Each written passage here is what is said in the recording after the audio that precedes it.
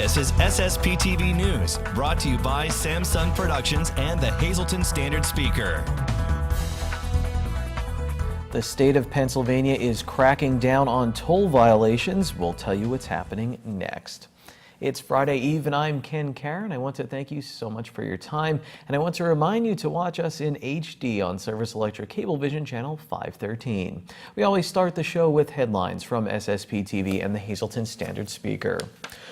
One person has died as the result of a fire this morning in Dorrance Township. State police identified the victim as 80-year-old Joyce Roberts Murray of 704 South Mountain Boulevard in Mountaintop. The death has been ruled as accidental. Firefighters from throughout the area responded to the call around 8:30 this morning and set up a portable pond in the front of the house. The cause of the fire is under investigation. State police asked that any relatives or people who know relatives of the deceased to call the Luzerne County Coroner's Office at 570-825-1664. The death of a Butler Township woman who died in March has now been ruled a homicide. Luzerne County District Attorney Stephanie Salavantis issued a statement on the death of 44-year-old Jennifer Nicole. DA Salavantis says prosecutors verbally received information that the Lehigh County coroner had ruled the death a homicide. She also says that this ruling is in drastic contrast to the information provided by the medical examiner to investigators who were present at the autopsy on March 6th at the Lehigh County Coroner's and Forensics Center in Allentown. Nicole's husband, Barry Thomas, is accused of shoving his wife on March 3rd in Butler Township. She died the following afternoon at the hospital in Lehigh County. DA Salavantis confirmed that this new information will be reviewed further and the investigation remains active. A press conference and rally was held today in Wilkes-Barre to encourage passage of House Bill 1520 to increase the minimum wage. It's been more than a decade since the Pennsylvania State Legislature voted to raise the minimum wage to its current rate of $7.25. Supporters say raising the minimum wage is a critical step to increase the earnings of workers in Pennsylvania, providing additional income tax revenues and ensuring that working families in PA have access to the basic needs such as shelter, food, and utilities. Opponents fear it will result in fewer jobs. Governor Tom Wolf included a minimum wage hike to $12 in his proposed budget. Well, pay up or risk having your vehicle registration suspended. That's the message from the Pennsylvania Turnpike Commission. Commission CEO Mark Compton says that about 8,000 letters have been mailed alerting drivers with overdue violations of the new law that takes effect next month. The Pennsylvania Turnpike Commission is alerting motorists with outstanding toll violations that the Commonwealth will have the authority to suspend motor vehicle registrations starting August 4th.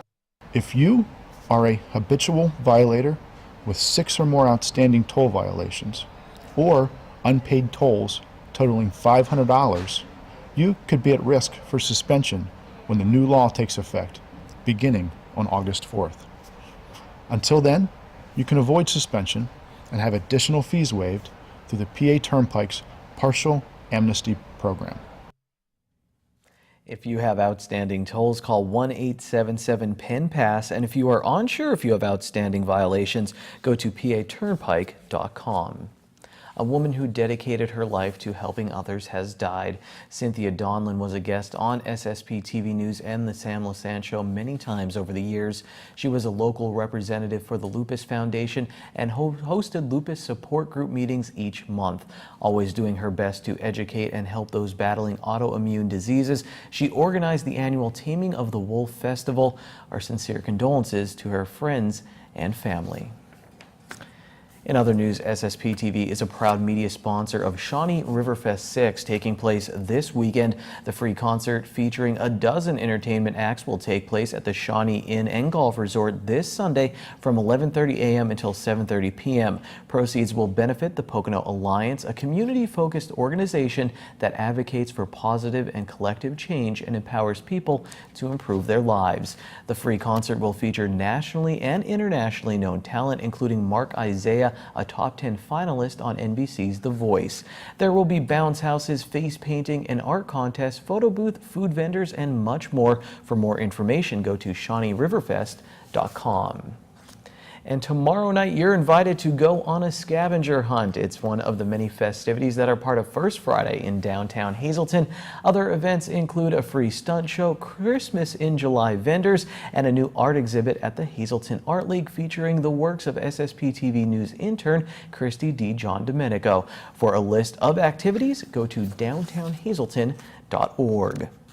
It's always good to start the weekend with pizza. Each Thursday, you have a chance to win a box of 12 slices of Frankie's Cold Pizza with their signature sauce and cheese blend, baked fresh with no preservatives. Call 570-459-9813, extension 104. Leave your name and number. The winner will be drawn at random. Frankie's Express will soon be resuming their cold pizza door-to-door service.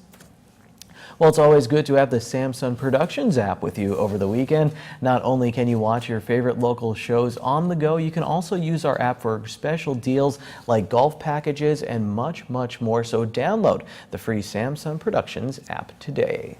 Coming up next, we check out the Greater Hazleton Historical Society and Museum's new website and find out how you can help their cause. Later, highlights and reaction from the showdown between Valley West and Valley East in the District 18 10 to 12-year-old Little League Tournament. This is SSPTV News, your place for 24 hours of your hometown news and information.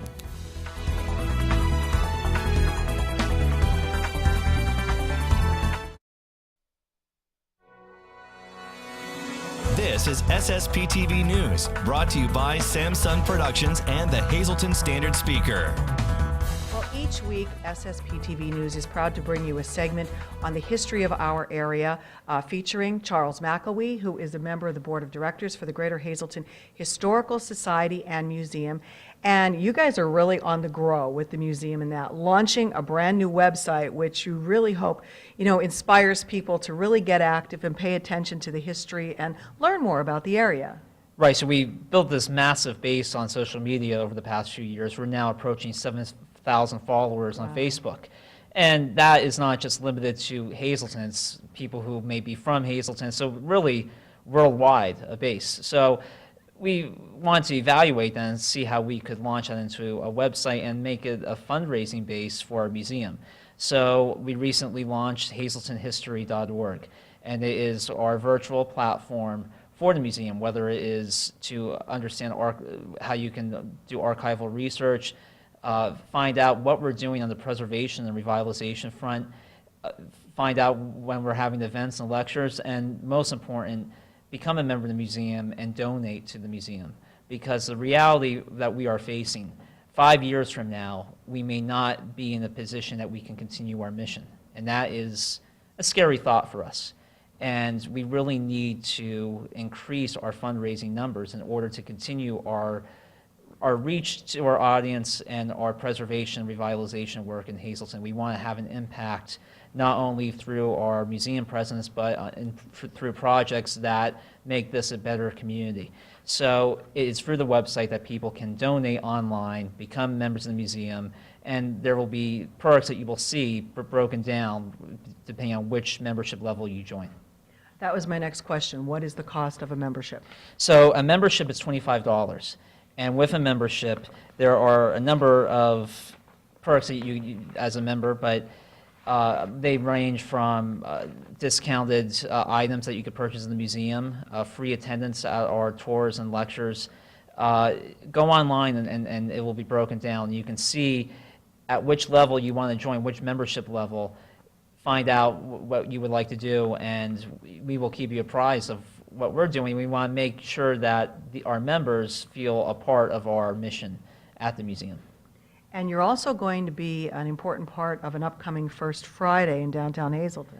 Right, so Celebrate Hazleton is the first weekend of August, and on August 4th from 6 to 7:30, it's going to be a big walking tour. So this is going to be an architectural walking tour of downtown Hazleton, highlighting some of the investment and revitalization work in historic structures right now. But the most important theme is that we're going to be featuring James Moran's paintings. The D'Angelo family purchased his work, and they have graciously agreed to exhibit his work throughout downtown Hazleton that first Friday. So I will be leading a tour of downtown Hazleton, but at each site that we visit, there will be art that was created by Moran at each site, and oftentimes he painted Hazleton. So more likely than not, the painting you'll see will have a direct tie to whichever building we're highlighting. So this is going to be a special event, and I think we'll be coming out with more announcements of how we're going to make this a special occasion for anybody who visits. So like our previous events, people from throughout the Mid-Atlantic come, so certainly go online and purchase tickets. It's $10, and the earlier the better, because we expect this event to sell out.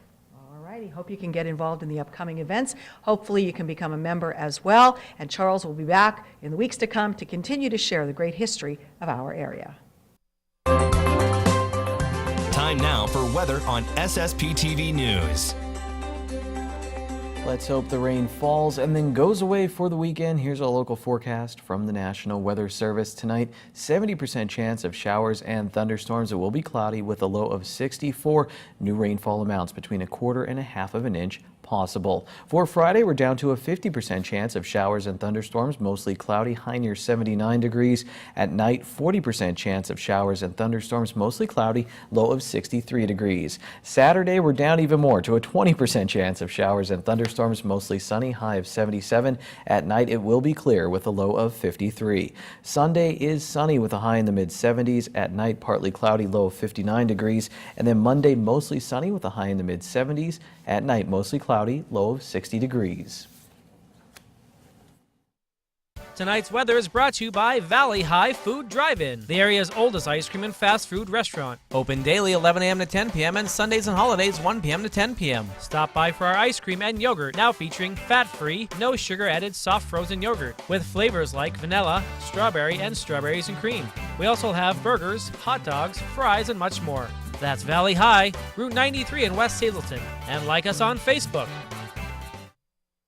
A campaign is underway. It's called the Circle of Friends, and it benefits United Charities and United Children's Homes in West Hazleton. Here to tell us all about it and how you can help to make it a success is Betsy Urzillo. She is the Executive Director of United Children's Home. Betsy, this is a wonderful campaign to help two great organizations. For the one person maybe that's out there that doesn't know about your organizations, tell them what each agency does. Well, the United Children's Home takes care of, provides a safe, loving environment for the boys who are placed there by individual counties. They range in age from 12 to 21. And again, you have to be committed to the children, to loving children and able to do this job. On the other side is Family Social Services, United Charities, which supplies clothing and food to the community, and also is very helpful with us if we have a young man who graduated from school and he wants to get set up in an apartment. We're his family. We help him, and United Charities helps by providing some furniture or whatever they have and some food until they get started and on their feet. But we've been around a long time. We, again, in 1893, we started, but we started, I think, as for coal miners' widows. We were at one time in prison, at one time in ASPCA, one time at tuberculosis hospital. But now we are caring for children and also caring for the community. And that is exactly what you do, is care for the community. And now you need that community to step forward to be part of what you call your circle of friends. Mm-hmm. So how can our viewers help you? Seems the obvious, of course, money, a donation, and I know many people have their hands out for good causes. I'm just asking you to remember how long we've been there and how important it is for both the boys and also the community. Money, people do donations, and we're very happy for clothing donations, whatever donations may come. But you need money in order to run an organization, and that's always in short supply. Money's needed to keep the lights on and to keep the heat running and everything like that. So if anyone out there, no matter what size donation they would like to make, all sizes are welcome. How do they donate? They can donate by just sending a check in, or they can stop by. We're always happy to see people. We give them a tour of the place. They would write their check or give cash to United Charities or United Children's Home. The address is 107 Madison Avenue, West Hazleton, Pennsylvania, 18202. And we'd be appreciative of anything that we receive. And you count on this community to keep the organizations going. And my father, Reverend Abernethy, was the person that really began social services in Hazleton. And his major thing was have the community work together to build something, to have services in place if you need them. And he gave his all for that. He really gave his all. He certainly did, and he is certainly missed by many in this community. But his good work lives on through these both organizations and his daughter, who is the executive director there. So we need your help. We want you to give them a call so that you could help them out. You can call 570-455-1529. As Betsy said, you can send a check and mail it into the organizations, or you can stop by in person and get a tour as well. We know that this is a campaign that goes for a certain time, but all year round is when you need the support. So this really never goes away. Well, this is called the Circle of Friends campaign. Hopefully you will become part of that Circle of Friends and help out United Charities and United Children's Homes. Thanks, Lisa. Now the green screen is up. Your midday winning lottery numbers. The wild number today is 2. Pick 2 numbers, 1, 5, pick 3, 7, 5, 8, pick 4, 7, 3, 5, 5, and pick 5, 5, 0, 818. You're going to see a fantastic shot I took last night at a Little League game, but really I can only take half of the credit. You'll find out why after this break.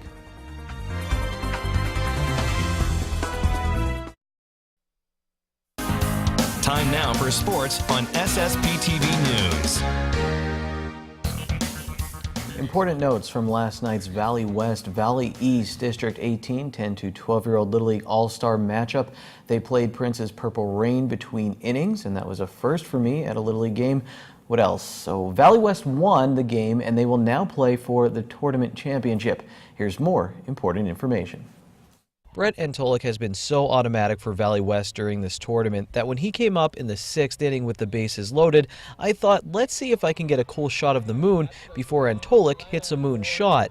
As you can see, it all worked out. This grand slam made it 14 runs in the top of the 6th inning for Valley West. The 18-4 win means Valley West will play for the District 18 championship. Hitting's contagious. Once you see a couple guys starting to hit, the confidence can build quickly and it can snowball. And I believe that. I feel very confident with all 12 of our players at any time being at the plate. And it's kind of fun as a coach to be in that situation. These kids work really hard at practice, and I give a lot of credit to our coaches. They're out here, every practice working in small, groups with drills on certain things and hitting certain pitches and preparing. And we've had some other guys come in and help us out, and I think that showed tonight that when we look for a good pitch and put a good swing on it and try to keep it simple. Valley West jumped out to a 2-0 lead thanks to RBIs from Joey Scuba and Jacob Moomey. James Reimold answered back for Valley East with this solo shot. The game was tied at 3 in the bottom of the 4th when Valley East loaded the bases, but starting pitcher Grant Russo got 2 strikeouts to end the threat. Even in tight situations, he can bear down and make the pitches when he needs to. So he's done a great job all district, playoffs so far. And tonight again, he stepped up and gave us 4 great innings and got us out of some jams when we needed to. In the top of the 5th, Antolik got a hold of this one to put his team ahead for good. Brady Pettit led off the top of the 6th with a single, and then he ran around the bases with Jonas Aponik, who hit this home run.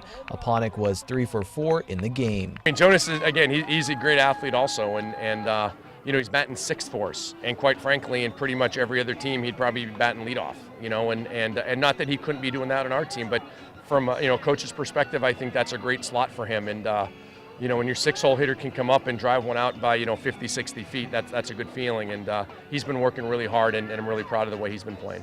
Moomey, who hits behind Aponik, also had 3 hits and a 2-run home run of his own. The Valley West lineup can wear you down, but the Eastsiders are still holding their heads high. They'll face Tri-County in the elimination bracket final on Friday. They can hit the ball, all through the lineup. So you try to do your best to strategically pitch each kid. They make it tough. They're a good club. They work at it, and they come out, and it was good to hang with them. Again, we don't feel that the score reflected how the game was played. We're very happy with our kids. I think our kids are still in a good spirit and a good attitude, and we're going to roll Friday against Tri-County and try to win that one and come back and get a rematch. Yes, the defending champs Valley East are still confident. After all, they have players who can do things like this. That's right fielder Alex Pongrazzi with a great catch. No matter who meets up with Valley West on Sunday, they're ready for another great matchup at Whispering Willows Park. Anyone else have Purple Rain stuck in their head? I already told you Tri-County will play Valley East in the elimination bracket final, and here's how that happened on the SSPTV standard speaker scoreboard. Jacob Bobish hit a 2-run home run to help his team to a 5-3 victory over Anthracite. He also pitched a complete game, getting the win on the mound. So Tri-County and Valley East will play on Friday at 6 p.m. at Theory Field in Drums. The Rail Riders won their 4th straight game on Wednesday with a win over Buffalo. They're home this weekend against Lehigh Valley before the All-Star break, so get out to PNC Field. Joe Madden got a win over his old club on Wednesday as the Cubs beat the Rays 7-3. Well, that's all the sports fun for today. The Social Report is next. In tonight's Talk of the Town, Miller Keystone will have a blood drive Wednesday, July 19th at the Lehigh Valley Hospital in Hazleton. It'll be on the first floor lobby conference room. To register, call 570-501-4249. And Mohegan Sun Pocono's Party on the Patio continues. Thursday, July 6th, it's Seven Bridges, a tribute to the Eagles, and Thursday, July 13th, it's Beatlemania again. Hope to see you there. That's tonight's Talk of the Town. SSPTV News 13 would like to send sincere condolences to the family and friends of these recently departed. Joseph G. Berta. The funeral will be held Friday at 9 a.m. at the McHugh Wilczek Funeral Home with a massive Christian burial, 9:30 a.m. at Immaculate Conception Parish at St. Anne's Church. Burial will be held at the convenience of the family. Friends may call the funeral home Thursday from 6 to 8 p.m. Ella Malloy. Funeral will be held Saturday with a massive Christian burial at 10 a.m. at Our Lady of Lourdes Roman Catholic Church in Weatherly. Interment will be held at St. Mary's Cemetery. John M. Swike of Cranberry. Massive Christian burial will be held Friday at 10 a.m. at Transfiguration Church. Interment will be held at Mount Laurel Memorial Cemetery. The Hillary J. Bonin Funeral Home is assisting. Leona D. Krieger of Eagle Rock. Funeral will be held Monday at 10:30 a.m. at the Harmon Funeral Home with a massive Christian burial at 11 a.m. at St. John Bosco Parish. Interment will be at the Nuremberg Cemetery. Friends may call Monday from 9:30 to 10:30 a.m. Martha Benyo of Mountaintop. The Hillary J. Bonin Funeral Home is assisting arrangements. And Cynthia Donlin of Hazleton. Massive Christian burial will be held Saturday at 9:30 a.m. at the Queen of Heaven Parish. Burial will take place at Our Lady of Grace Cemetery. Family will receive friends 8:30 a.m. until the time of service. The Joseph A. Moran Funeral Home is assisting. Attention pay-per-view subscribers. If you see your name now on Channel 13, you'll have 13 minutes to call in and win a free movie from Service Electric Cablevision. Tonight's winner is Bonnie Morgan of Ashland. Bonnie, give us a call, 570-455-7267, extension 104.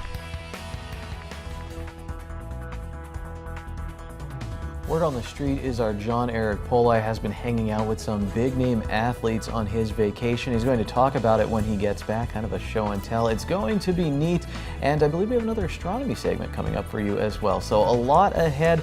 We'll talk more tomorrow. Take it easy, everyone.